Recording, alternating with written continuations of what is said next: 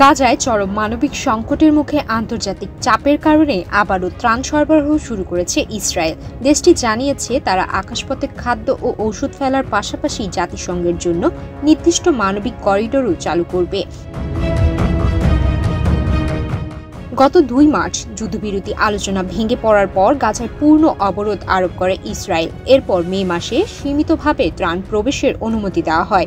সর্বশেষ ২৬ জুলাই শনিবার ৭টি ত্রাণ প্যাকেজ পাঠানোর ঘোষণা দেয় তারা। এক্সট্রিম মশার কয়েল প্ল্যান্ট ফাইবার দিয়ে তৈরি, তাই সহজে ভাঙে না, সুগন্ধিযুক্ত ও নিরবিচ্ছিন্নভাবে জ্বলে। ডেঙ্গু, চিকুনগুনিয়া বাহী সহ যে কোনো মশার বিরুদ্ধে দেয় এক্সট্রিম সুরক্ষা।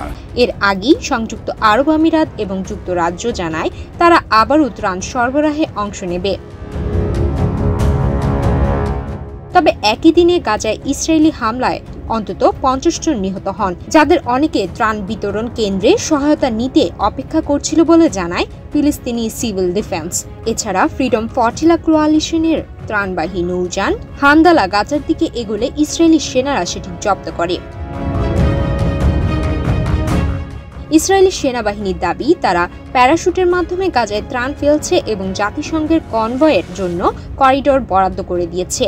তবে জাতিসংঘ ও মানবিক সংস্থাগুলো বলছে এ ধরনের আকাশপথে ত্রাণ সরবরাহ প্রয়োজনের তুলনায় খুবই অল্প ও বিপজ্জনক।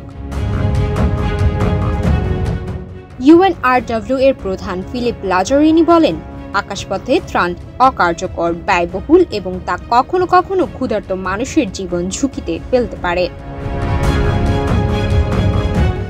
ইসরায়েল দাবি করছে তারা সীমান্তে কোনো বাধা দিচ্ছে না। তবে মানবাধিকার সংস্থাগুলোর অভিযোগ, বাস্তবে ইসরায়েল গাজায় প্রবেশ ও চলাচল কঠোরভাবে নিয়ন্ত্রণ করছে।